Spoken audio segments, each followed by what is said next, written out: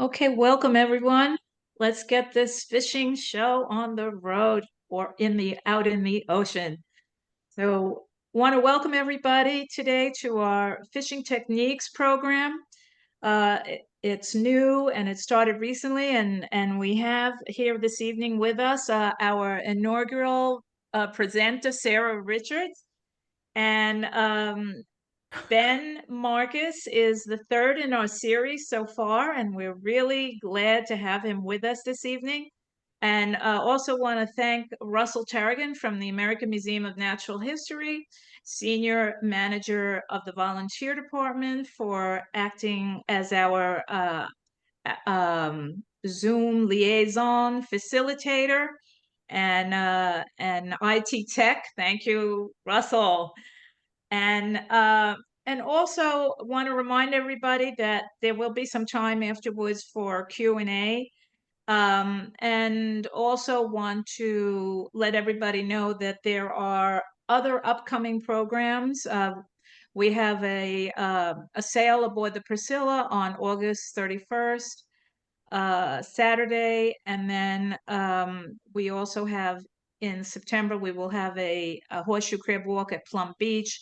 So look forward to these events in our newsletter, and let us know, register and let us know that you'll be able to attend, and let us know what you thought of the program, and also fill out the survey. That's very important to us right now, and we want to make sure that we hear from you and hear what your wishes are for this organization as it goes through new visioning and new strategic planning.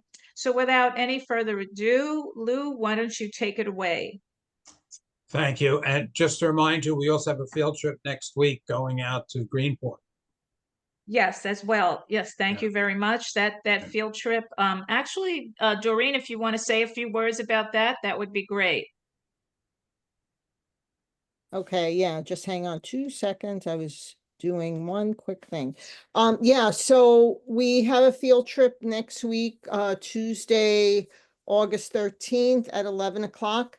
It's the Center for Learning out at Southold, and we're going to get a tour of their facility, which will include their shellfish hatchery. We'll be met by Greg Rivara, who I actually went to LIU Southampton with, and then I don't remember the gentleman's name that will be giving us the hatchery tour, but it looks to be a wonderful tour and a beautiful day so far weather-wise. And we did make the tour later in the day because we realize it's all the way out on the North Fork, so to make easier access for our members or anyone else that wants to come. So we hope if people can make it, they'll join us. And then afterwards, we'll see, maybe some of us will go out to lunch or hit a winery if we're so inclined, but we'll see what happens. But I hope everyone can make it, and please share with others because we'd love to have as many people as possible. Thank you very much. So in the background, we can see the local aquarium worker. He'll probably be cleaning some tanks at some point.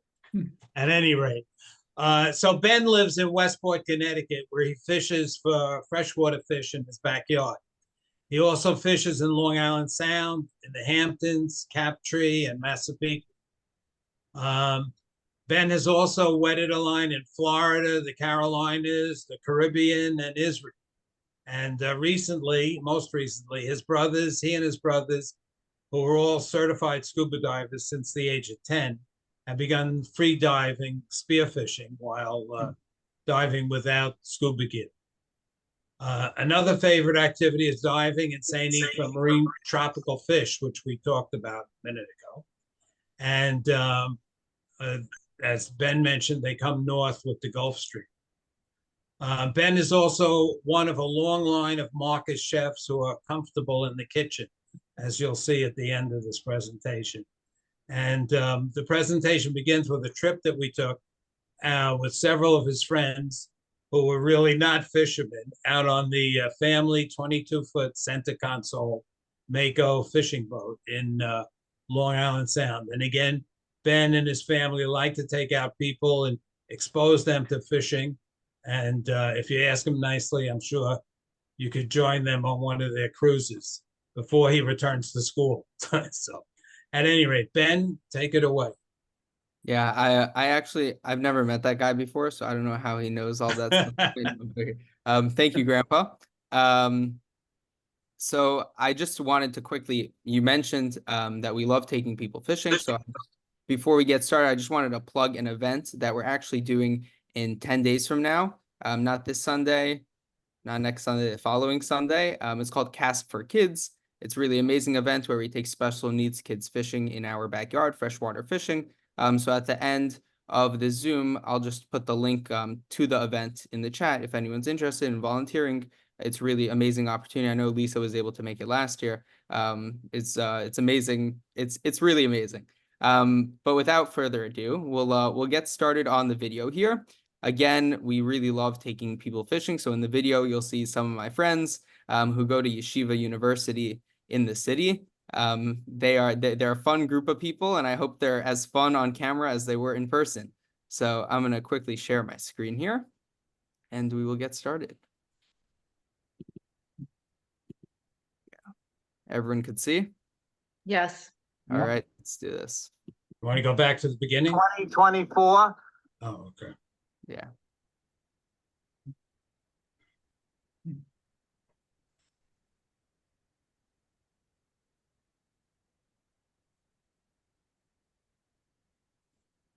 Here we are, everybody. We're out in Westport, Connecticut, early June 2024. Here we are with the Yeshiva University fishing team. Going out. Let's see what we're going to get today. Smile, everybody. Here we go. Captain Ben Marcus at the helm.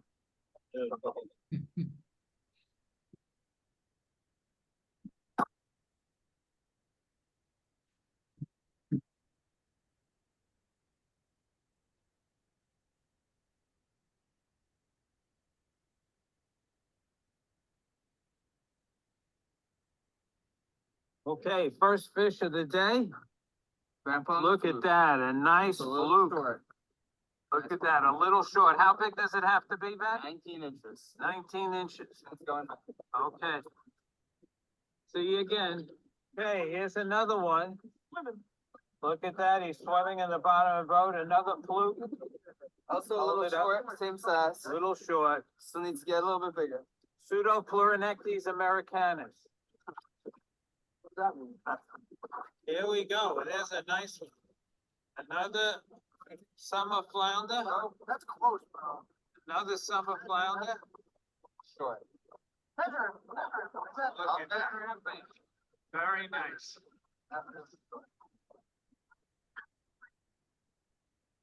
Oh, that's 17.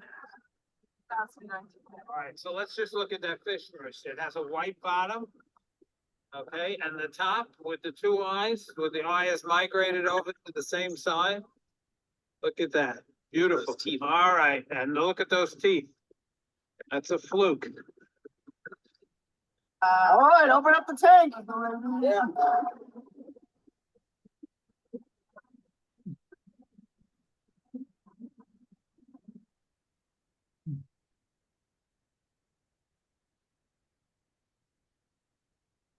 Where are we? Long Island Sound. In Westport. All right, so I'm just gonna pause it there before we get to the filleting and cooking part. Just if anyone has any questions, I could quickly show us what the what kind of gear we're using. I'll share my screen with a picture of that pulled up. So we're primarily using okay, there we go. Everyone could see the gulp cover over there. Yes. Okay, so we're using gulp, and on the right side is what the gulp swimming mullet looks like. So it's a synthetic bait, it's not real. And they work phenomenally. Why exactly? I think the motion that the tail makes in the water really gets the fluke intrigued. So Once the tail gets bit off, which happens quite often, you have to switch it out. And then on the left side of the gulp cover over there, we have something called a Hopkins jig, and they work really nicely for all kinds of fish in our area: striped bass, bluefish, sea bass, porgies, fluke, basically anything that lives in the Northeast will eat a Hopkins jig. And we also use those that day. And primarily we put them all on a bucktail, which is a weighted jig head. So there's a weight on the end with, I mean, traditionally it was a tail of a buck, but now it's I believe it's like plastic feathers that come off of it, and they work pretty well for fluke fishing. So I'm gonna reshare the video, and we'll get on to the filleting section. Okay, so this is Captain Ben Marcus. Hello, We just got back from fishing out with the YU fishing team on the big keeper. on the Big Keeper. Great, what we're now gonna do is we're gonna fillet the We fish. caught 2 keepers today. This Nice is, 21.5 incher and the 19 right on the dot, just the keeper. this is a summer flounder or a fluke, Yep, Paralichthys americanus. dark on top, white on the bottom. Right, so we're gonna begin fillet.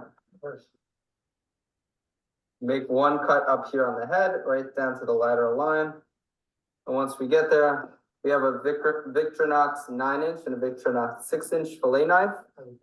And now we're just gonna take the lateral line and bring it all the way down to the tail.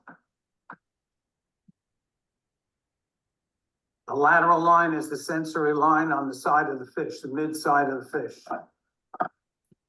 So I should have also given a little bit of an audio and visual warning over here. I think we're all okay with filleting fish, but the one thing how you know you're filleting well for any kind of fish is if you hear the tip of your knife on the skeleton. That means that you're not losing any meat. So that's primarily you'll hear my fun friends speaking in the background, but primarily if you hear any of those kinds of noises, it's a positive sign. It means I'm not missing any meat. Yeah, and most fish you can knock off in 2 fillets, but for any kind of flatfish, like a fluke, it's much easier to take it off in 4. Yeah. Okay, so now we work our way right down to the skeleton, right? And start freeing up the fillet.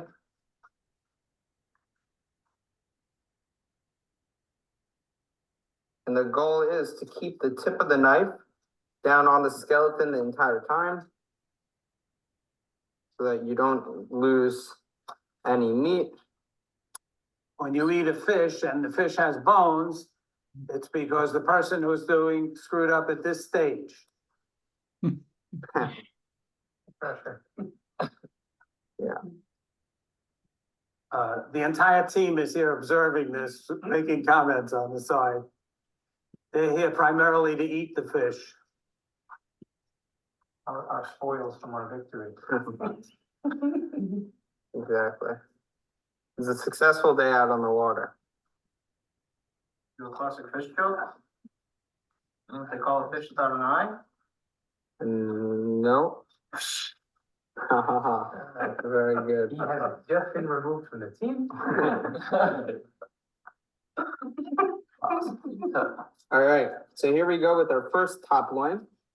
So this is top loin number 1, the top of the fish, and as you could see, did a pretty decent job. You could see right down to the skeleton here. Fluke is double-sided, so there's another fillet on the white side on the bottom, which is a thinner fillet. But yeah, pretty good. Now we're gonna move down to the bottom line and just make a nice pile for all the fillets.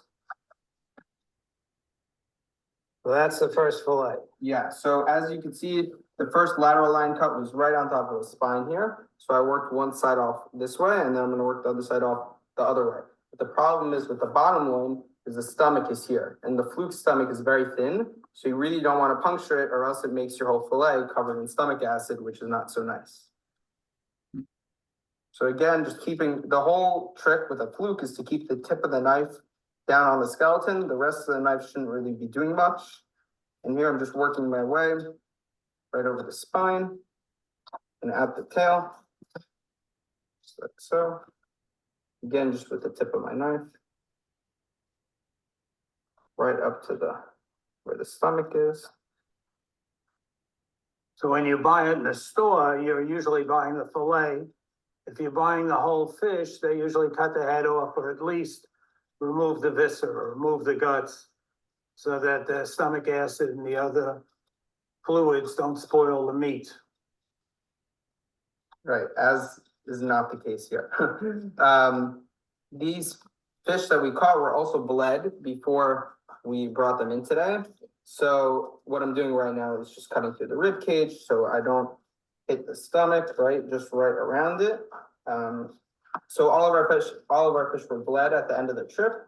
So Could you explain what you mean by that? yeah, so right behind the fish's gills, there's a thin membrane, and that membrane is equivalent to the jugular on a person.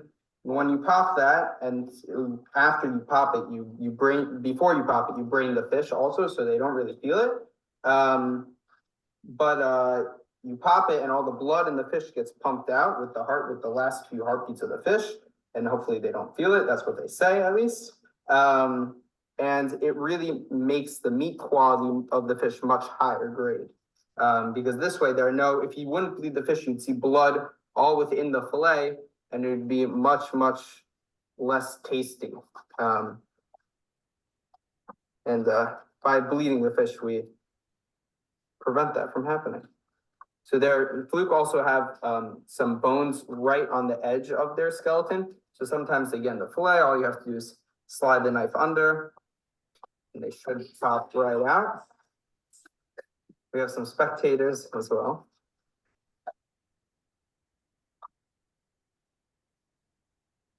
There you go. And then also some more bones right over here that we'll cut out later once we skin the fish. Okay, so this is the top side. Fillet number 2. Pretty good. Now we flip it over and do the same thing. So we're gonna want to start on the high loin over here. We're gonna wipe our knife. Come right onto the fin here. Just make a nice cut. How important it is, Ben, to have a sharp knife? Sharp knife is the key. If your knife isn't sharp, it's very likely you'll slip and cut yourself, which would not be good. Also, your meat yield on your fish will be much less, which is unfortunate and also not good. So important to note, on the bottom side of a fluke, looks like the lateral line runs here, but really it's not the line you should be following. You really want to follow the spine, which is more like over here, right? At the end, it follows the same line, but up top it doesn't. So it's all just really about your sense of where the spine is located on the fish.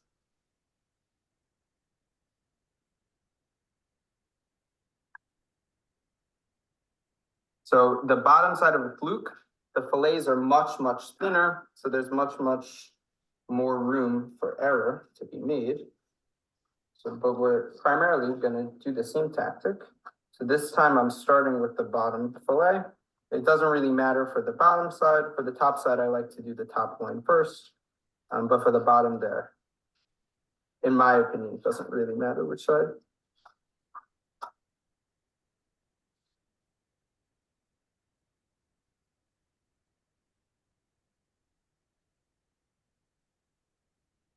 This gives you appreciation for the mates on a boat who clean a couple of hundred fish every time they go out on a party boat. Yeah, mates on the boat also sometimes don't get as good of a meat yield because they're rushing. Thankfully, we don't have that pressure on us right now. But again, so this is the side with the stomach. So you just want to make one light cut right over here over the stomach, just so you could work your fillet off without puncturing. I made that mistake 2 weeks ago. Yeah, doesn't end up so well. All right, and then the same thing. The edges of the fluke are called the ribbon. So this area right over here, it's seen as a delicacy in some parts of the world. From my experience, the bottom ribbon is much tastier than the top ribbon. Top ribbon has almost like a metallic bloody taste to it, sometimes more fishy, but I guess whatever floats your boat, no pun intended. All right. It's not my favorite. Right. Same idea, working down on the other side of the spine. out the tail. Work your way up the fish.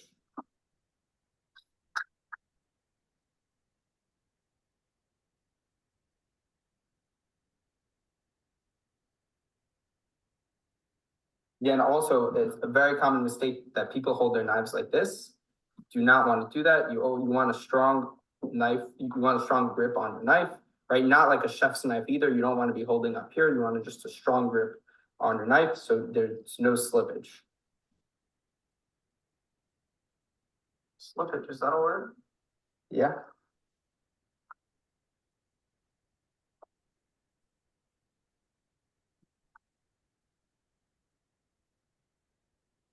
Is that a female or a male?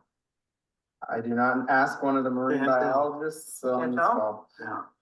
Sometimes you see the eggs. Yeah, that's Sometimes what I'm saying. Is there a roe? I do not see roe. No. Is that edible in fluke? I don't think so. It might be edible, Might but people don't eat. Not usually. Wow, that's a nice job.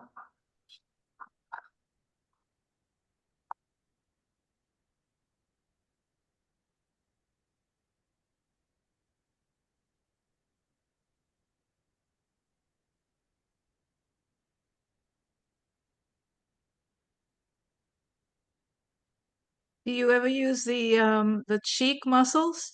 You take those out?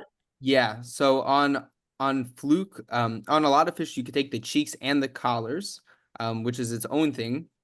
So a lot of fish, with fluke, it's hard to take the collars because the meat that's around the stomach is super, super thin. So there's not much yield there. The cheeks on the fluke, I think I take out in this video, actually. We'll get to it in a minute. But yeah, with not non-flat fish, you could just when you gut the fish, if you want to have it whole, you could do one pull. You could make a cut by the gills and then an incision by the stomach, and then just pull the gills out, and everything will come with it. And that way, you literally have meat yields of the entire fish. Nothing's going to waste. A lot of people use the carcasses, the skeletons afterwards to make fish broth. It's a very popular thing to do. It's really all about your ability to clean it up as nice as possible, and you could really, the possibilities are endless. But yeah, I think I take the cheeks out in a moment here. Thank you. Mhm.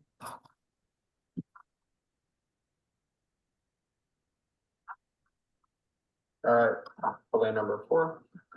All good. You want to just look at the viscera? So this is called a rack, what's left.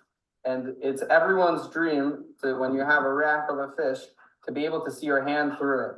So I think I did a pretty good job. I don't know if you could see on the camera my finger. Yep, the we can fish. see it. But yeah, that's what you want to see. Now there are people, we do it too, who then take the guts out, which are right over here, and then clean up the rack. And then you could throw the whole rack on the grill and just pick all the meat out from in between each of the bones on the fish here, right? A fluke has a nice cheek like a halibut, which also tastes pretty nice. It's not super large on a fish this size, but we could show you how we take it out. You want to just find the soft meat, so it's located right over here, and just on the edge you puncture the knife in. Right? Again, it's very important to have a sharp knife, and cheek meat is very difficult to get out on a lot of fish. Right? And you just work your way under like this, and you peel up. And the yield on the cheek for a fish this size is not so large. Just to get the general idea, come in like this, cut down. Right, and the skin should pick up just like that.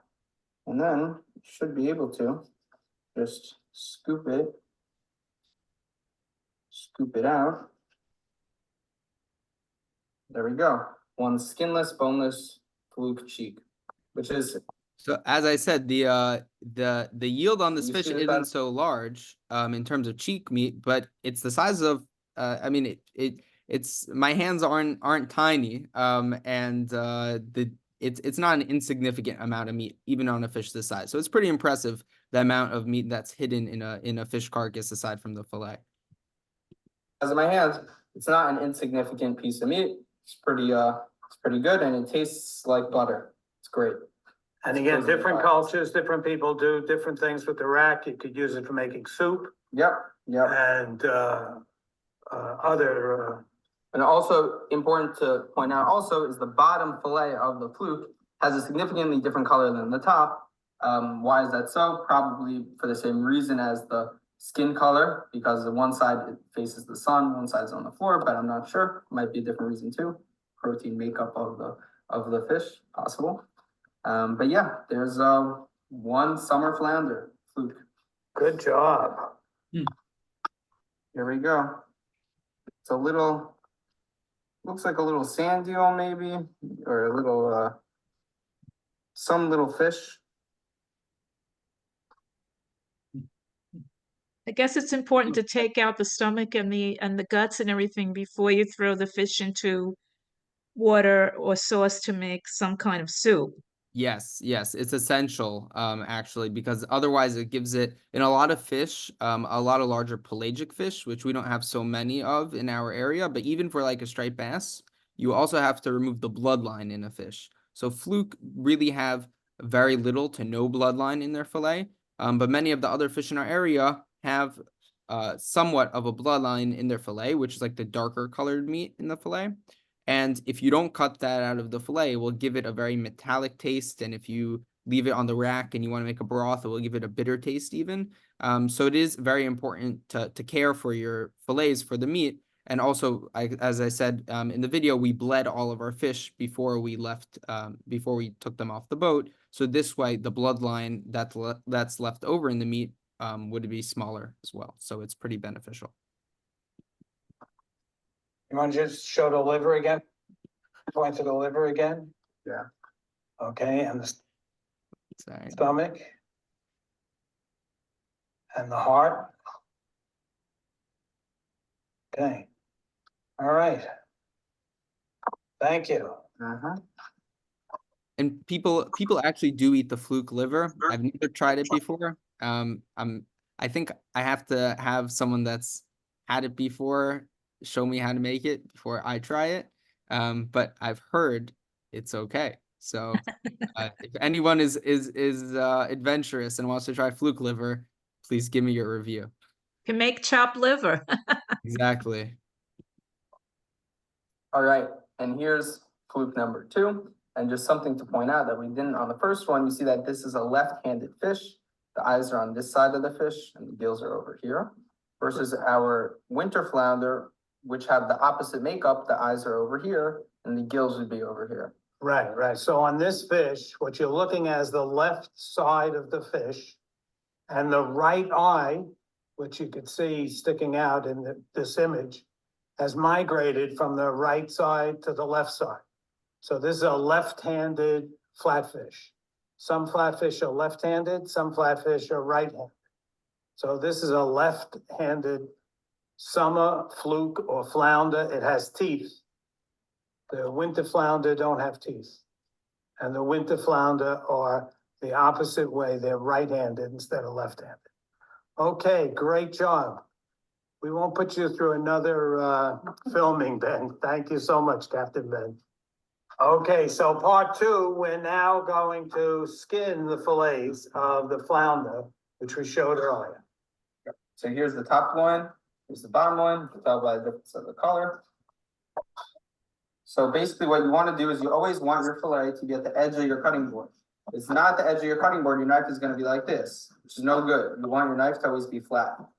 So what we're going to do is we're going to take one cut backwards with a little meat on it to make a nice handle for our fingers. And again, take our knife on the edge of the cutting board as good as we can. Right? And just pull, right, get a good grip on the skin and just slide our knife under the meat.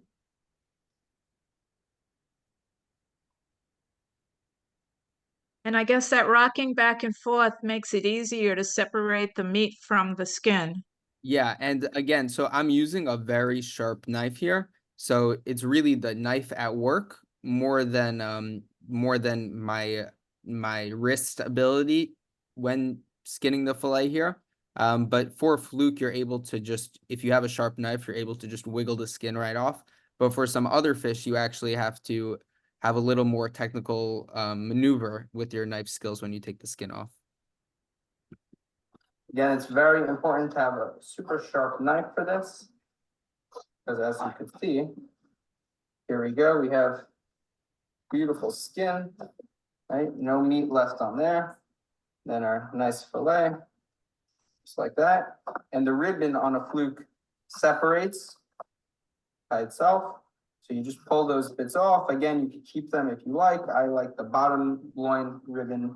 I don't really have a taste for the top loin ribbon. But yeah, there's one top loin.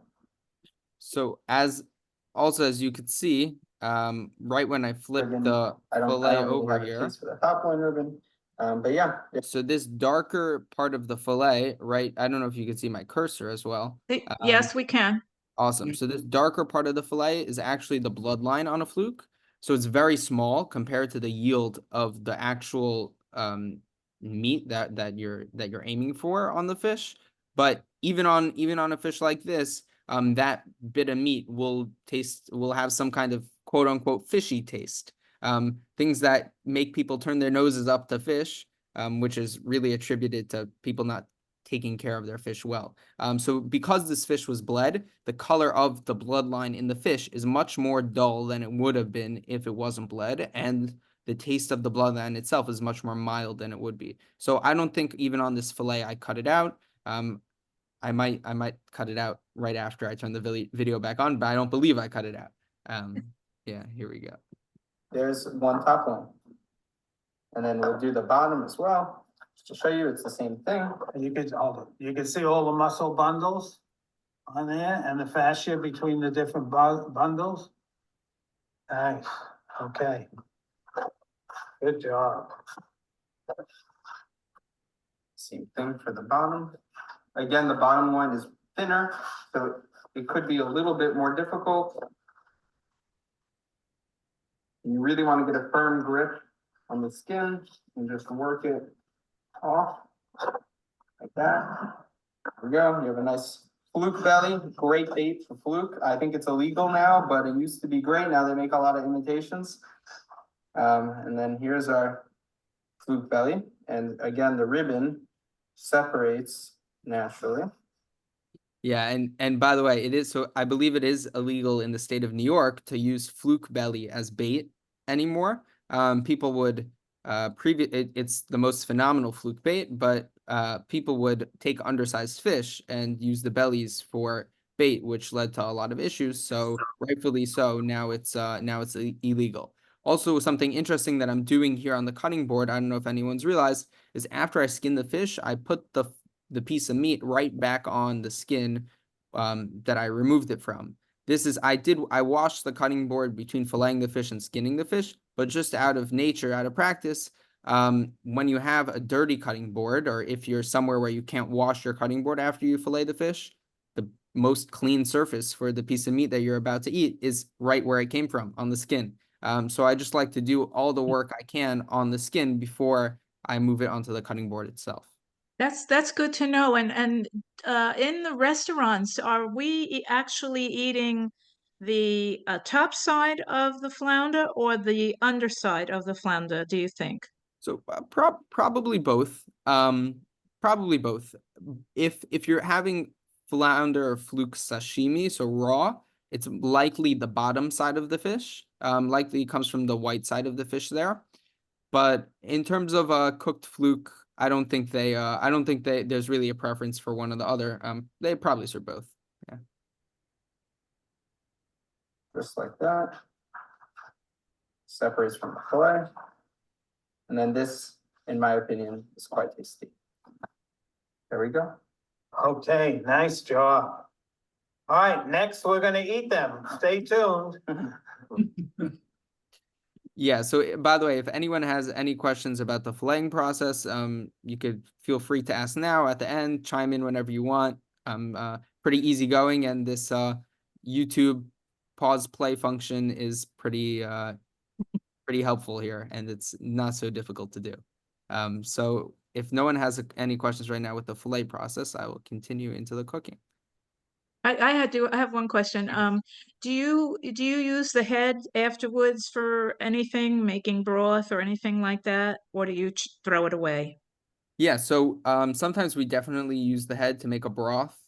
So the only thing is with a fluke, with a lot of fish, they're very easy to scale. All you need is a scaler or a fork or the back of a spoon, and you're able to pop all the scales off of the fish, and then it makes it much more versatile and easy to use when you want to cook it down and make a broth. But at the end of the day, with a fluke, it's a little more difficult to remove all the scales because they have like a slimy membrane on top, and also the way the curvature of the head, it's not super easy. But that being said, all you have to do with any kind of fish to make a broth is just to strain it when from the stage where you have the bones and the scales and everything and the meat. All you have to do is strain the broth out, and then you could pick all the meat out of the stuff you strained, and you're good to go. But it is a process, so sometimes we do just discard the heads. It makes great chum for porgy fishing. Some of the carcasses and the heads, so we put them all in a garbage bag sometimes, and then when we go out porgy fishing, we recycle and use it as chum.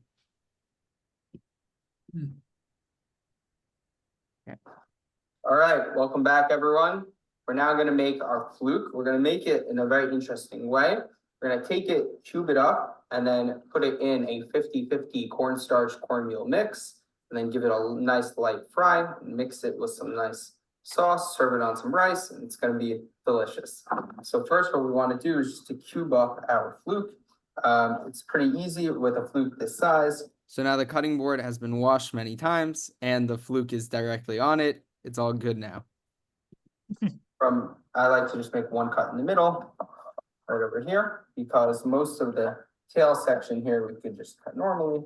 But with the top section, I like to cut down the middle, like so, and then just make nice even squares.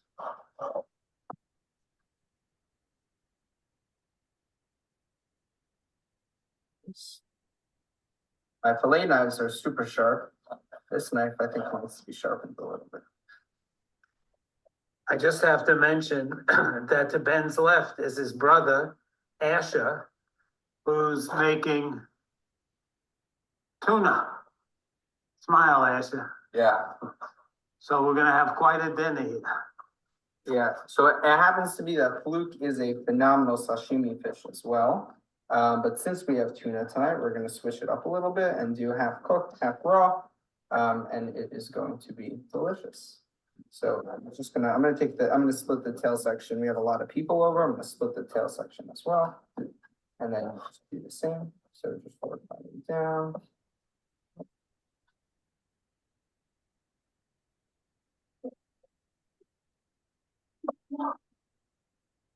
So very good. Okay, so now I have my 50-50 mix here of cornstarch and cornmeal. And in my mix, I'm going to do a classic fisherman's move. This is the fisherman seasoning right here, Old Bay. And you're going to mix some Old Bay into the mix over here. Give a generous amount. It's getting a light fry, so you really want the nice flavors of the Old Bay to come through. Oh, even open a little bit. Perfect. And then I'm just going to add a tiny bit of cayenne to give it just an extra kick.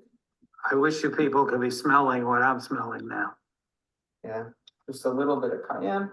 And then some garlic powder, because who doesn't love some extra garlic powder?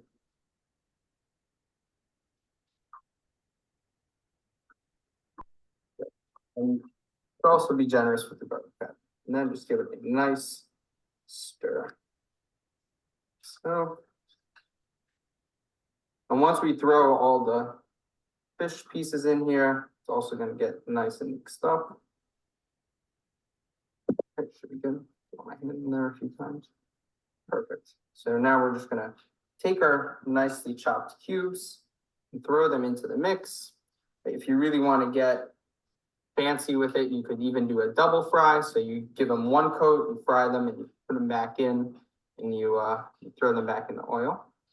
So here we go, they're all coated once. And now we will take you over to the stove. Okay. Over to the stove, past Ash's tuna. Past the eggs from their chickens in the backyard. So here at the stove, we have a nice seasoned wok that we really use for primarily fish purposes, primarily this recipe of fish. And we just have some avocado oil in here, which is great to use. This has a very high smoke point. And we're just going to take our fish once the wok is hot, which I think still is getting there, almost there. And when it's hot enough, we're going to put our fish in, like so. Right down on the bottom there. I just like using a wok because it's very well contained. And the fish doesn't really stick to the sides either because it's well seasoned.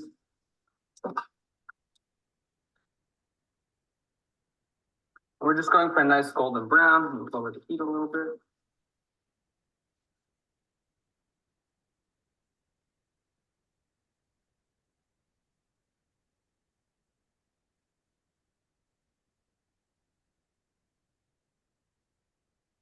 So one fillet would be a good first smell batch. Yeah, exactly. Exactly. And I think this, I think there's a picture at the end, but I think this day we had like 10 people over for dinner. So in terms of 2 whole fluke plus a tuna platter, which is like 2 tuna steaks that my brother cut up, we were able to feed all 10 of us with some rice. It was, yeah, it was great. Okay, great. Because I think you know, it looks like you're putting in a really nice amount, not to overcrowd too much. Also, so I'll keep to that rule, 1 fillet each time. Yep, exactly. And yeah, this to scale, I guess you could kind of scale how big the wok is here. I wouldn't say it's huge, but it's pretty standard size for a wok. And it has great surface area to fit a lot of substance inside. Delicious. Unbelievable. Now, fluke is a very delicate fish, so you have to be careful when handling it while it's cooking. So I'm really gonna give it some time before I go to flip it. Yeah, with a lot of other fish in the Northeast, they're a lot more firm than a fluke. A fluke is very, very flaky, and very buttery and delicious. But when you cook fluke, you have to be very careful because it's very easy to, it has a tendency to fall apart. So especially when frying it and when doing when cooking it using techniques where you have to maneuver it, you have to be very careful.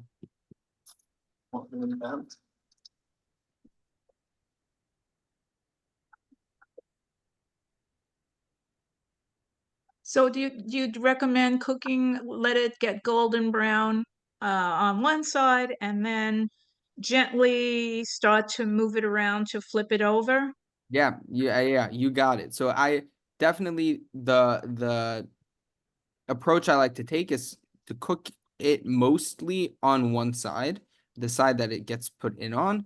And this way, when it's ready to flip, it has a nice crust and it flips without cracking apart. And then once you flip it, it usually forms a pretty equal crust on the other side because it's already been cooked and it's already been Yeah, crusted. that's always tricky. Yeah, exactly. But yeah, primarily I like to do most of the cooking on one side. Good to know. Also important when you're frying any food to just have a plate with a paper towel to soak up any extra oil. Gonna come in here and flip over our fish. So not quite there yet at the golden brown, but we're getting there.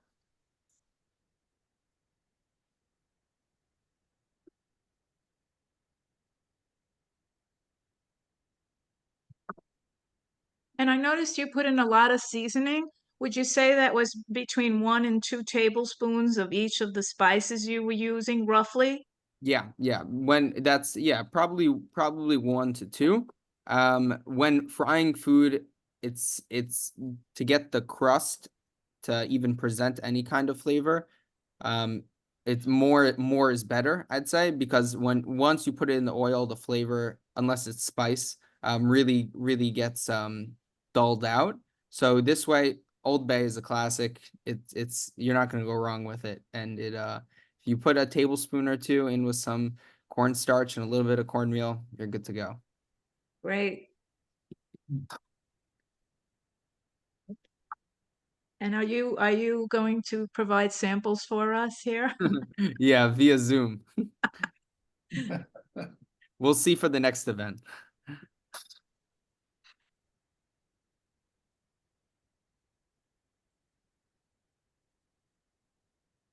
And what kind of flame do you have this on? I have it right. I adjust it throughout the whole cooking process based on how hot it is when I'm playing with the fish in the wok.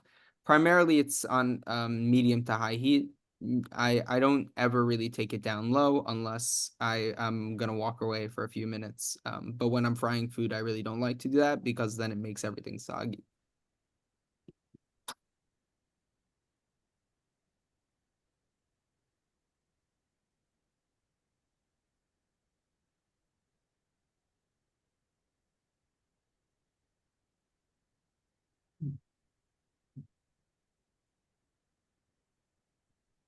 And I like the cornstarch cornmeal combo because you really get a nice crunch. And again, fluke is super delicate, so when you bite into it, it's just going to be like butter. So this way it has a really nice contrast.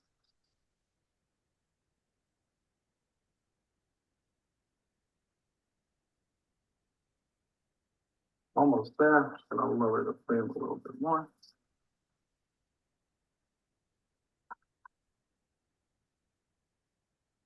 Good to know that you should Really put in wanna get extra seasoning. Oh, fancy sorry. with it. Yeah, no, you're good. It's good to know that you need to put in extra seasoning because sometimes the flavor does get dulled out a little bit and then you don't really taste any of the seasoning. So that's a good point that you made. Yeah, it's helpful for sure. Get a super nice crunch. You could throw them right back in the batter and then fry them again.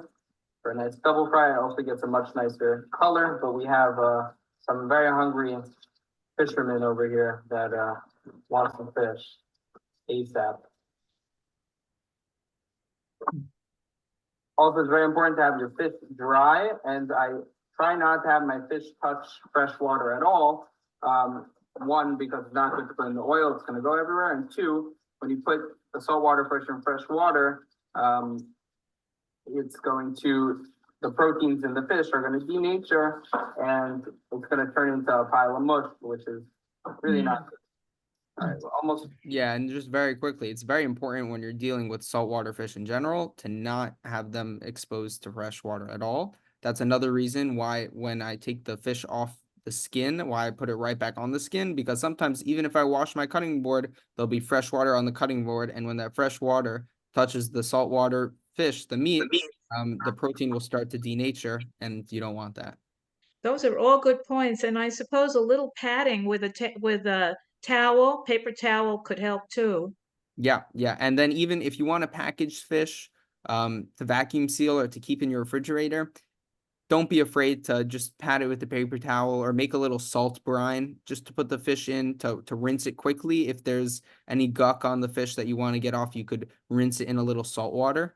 But it's really important that you could wash the fish right before you cook it so the protein won't denature so much. But don't be afraid to just pat it with the paper towel. It's clean. No one is gonna get sick. At least I've been doing it for a long time, and I have a lot of friends that have been doing it for a long time, and it's much better than mushy fish. Ready to take them out. So this could be done in a regular frying pan. It'll be done in a regular frying pan. I just like the wok because it holds the heat nicely. And gives a nice surface area.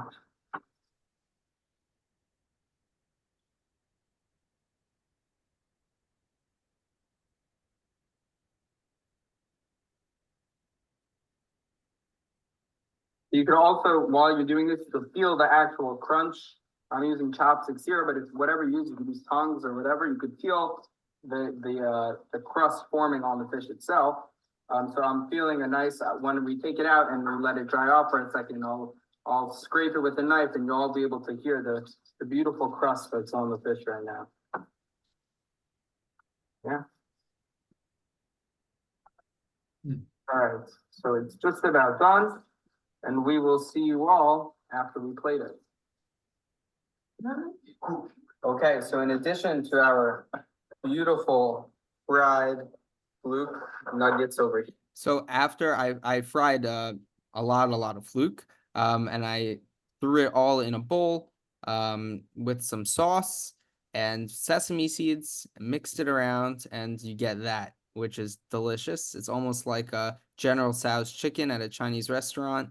It's that's actually the goal of the recipe, and it's so good. And you'll see the final presentation in a minute. But now I'm working on a fluke sashimi. Here, and a nice sauce with some sesame seeds. Could you just say what you added to it? Yeah, we had some General Tso sauce with some sesame seeds and we mixed it up afterwards. And yeah, we're gonna plate it on top of some rice, but also with the fluke belly, so the underside of the fluke, we're actually gonna add to our tuna sashimi platter and make some fluke sashimi as well. So to do so, you start at the end over here, the top loin end, and you're just gonna make, you want uniform cuts, so the first cut is usually just your starter cut. Then you're gonna angle your knife up to get a larger slice, and then in one motion slice down, and what you want is for the piece to be able to hang over your fingers. So the first few cuts are a little more difficult, but eventually you start to get nice slices of sashimi that are thin enough to roll over your finger. And fluke itself is a very, very mild fish. So when you eat it raw, there's really the flavor doesn't punch you in the face like something like tuna or salmon. And it also has a little bit of an inherent bite to it. So it's not super fatty fish, but it is a great fish to start eating sashimi or raw fish with because it is just delicious. And what's the name of that type of knife that you're using? Yeah, so that's actually it's actually a little secret. It's a very cheap knife, believe it or not. It's called Kiwi. I don't know exactly where to find it. You could I online probably. They're very sharp and very cheap, and they work very well.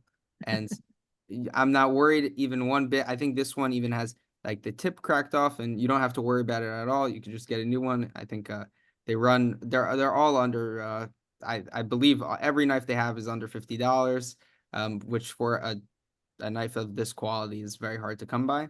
And I mean, just to cut meat, to cut fish, it's phenomenal. Oh, it folds right over your finger. And we're gonna put some soy sauce, lemon juice, sesame oil. Yeah, that's about it. Simple as that.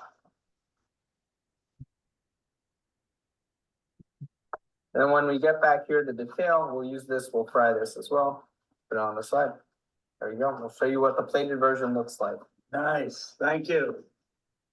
Ben, you want to explain what you're doing? Yeah, so I just cracked some eggs in the middle of the rice here, which I probably should have done beforehand and scrambled them, but we're letting them go right now. But this is fried rice that we're going to serve the fish on top of. This is some day-old rice, which is perfect for making fried rice. You just mix it, we're using the wok again with some avocado oil, and then mix some soy sauce, sesame oil, sesame seeds, and lemon juice, and scramble a few eggs. You could put some scallions or something in there to add some pop of color.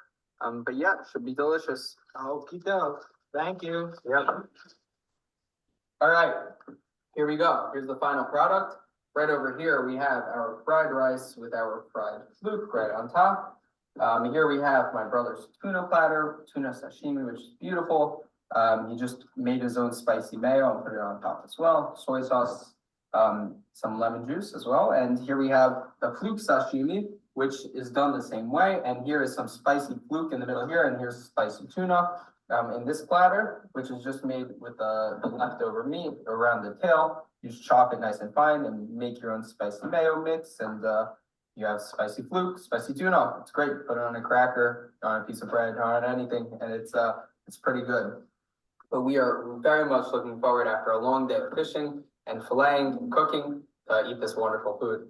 Okay, thank you, Captain / Chef Ben Marcus. helped by Asher Marcus. Thank you. We say YU team, how do we do today? Unbelievable. Unbelievable, good, delicious. Unbelievable. Thank you, Captain Ben and Chef Ben and Chef Asher. Thank you, yes, thank you, everybody. All right, bye-bye.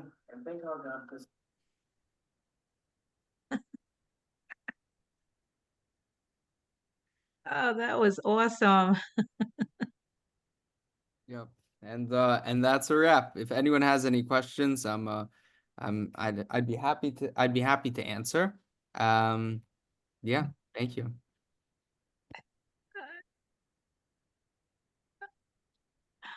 Well, I wanted to say that that was an incredible presentation, and some people still might think of some questions as we near the end. But Doreen and I are later on, possibly in the month of September, we're going to do our cooking demonstration also. And Doreen has a wonderful cod recipe, and I was going to cook salmon. But we would very much like to invite you to our cooking presentation if time permits. You know, you could certainly combine and meet up with us and talk a little bit about your fishing and your cooking as well. So, you know, we will see how we can work that out. But we very much loved the soup to nuts of fishing, catching, cleaning, and cooking your fish. And we have a very nice comment here from Sarah Richard. She possibly had to go, so she put in the chat that she loved your presentation, was great, and the finished platters look so delicious. That's what I was just going to say. Everything was delicious. As somebody who tasted it, I could vouch. And Ben, Doreen, who's here, also, she has her own blog or website with The Scientific Chef. She does some really great stuff also, seafood and everything else. So, Ben, why don't you come up to Maine and show me how you do that again. Oh, no problem. Ben, do you Really catch other fish and cook other fish? Yeah, so up here, we like to diversify our fishing as much as possible, and when we have the opportunity, get out to new areas. But thankfully, we live in an area with an amazing fishery. People don't really think of the Long Island Sound as the most luxurious fishery. People just kind of poo-poo it a lot of the time. But the Long Island Sound is pretty phenomenal. You can catch fluke, sea bass, scup, porgies, bluefish, striped bass. You get surprised sometimes, and toward the mouth you could even catch cod. In the fall months we have a Spanish mackerel run. We have the albacore tuna run. We have the false albacore tuna run. Yeah, there's just a ton of different opportunities here, and everything we do. Yeah, we have weak fish also, sea run brown trout. But yeah, we tend to try to utilize as much of our fishery as possible in terms of trying different dishes and different ways to cook them and how to fillet them. It's just been an amazing experience trying so many different ways growing up here on the Sound. Well, you know, that's very interesting to hear that you like to diversify your fish catch. That's a real biggie for sustainable fishing and sustainable seafood for our table. So one thing that people try to recommend is that, or the fishing industry tries to recommend is that people eat a variety of fish and not the same fish all of the time. And this goes, you know, a long way to helping helping the sustainability of our fisheries. And you're right. I think people out on Long Island don't realize the treasure, the offshore treasure that we have in terms of a diversity of fish and even what is the fish population out there. Yeah, so 100%. I just want to say, because this is being recorded, that twice I said that the name of the summer flounder was Pseudoplurinectes americanus because it just like flowed out of my mouth. But then later on, I looked it up, and it's actually Paralichthys edentatus. Edentatus, they have teeth. And Pseudoplurinectes americanus is the winter flounder. So officially, I just wanted to make that correction. But Ben, it was great. It was a great presentation. The food was delicious. And next time we'll do it for striped bass. Yeah, exactly. Yeah, awesome. An evening striped bass trip. Yeah, we Okay. do some crazy striped bass fishing here. We stay up all night. We bunker chunk, and it's unbelievable. We catch big striped bass. Obviously, you can't keep them anymore. There's a slot limit, 28 to 31 inches. But it's super fun and also great. We partnered with the Littoral Society, and we tag some of the striped bass we catch also, which is really cool. Just in the chat here, I sent that link to the Cast for Kids event that we're running on August 18th, so 10 days from now. It's a great organization. If you want to contribute or volunteer, more than happy. Also, if you want to know more information to run a similar event in your areas, I don't know where everyone's from, I'd be happy to hop on a call and tell you about it. What date is it? The 18th or the 28th? August 18th. Oh, 18th. Okay. That's great. Well, here at Nesmia, we really so much enjoyed your presentation. We really did, and I know it's going to provide food for thought for Doreen and I for our presentation coming up at sometime in September. And we just love the way you presented. You went back and forth between the video, stop video, and had some explanation.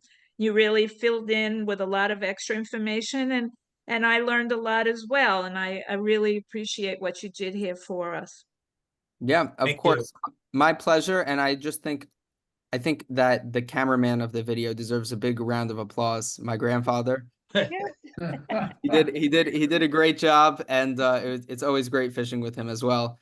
He did catch one of the keepers. I don't think we mentioned that, but yeah, he still got it. Yes, Lou, thank you very much for helping to make this presentation come alive, and for all of the editing that you did to make it come alive, and also to Russell for facilitating the session as usual. And thank you, everybody. It was a great presentation this evening, and we hope to see you soon with the striped bass. Sounds good. Thank you so Okay. much. Thanks so All right. much.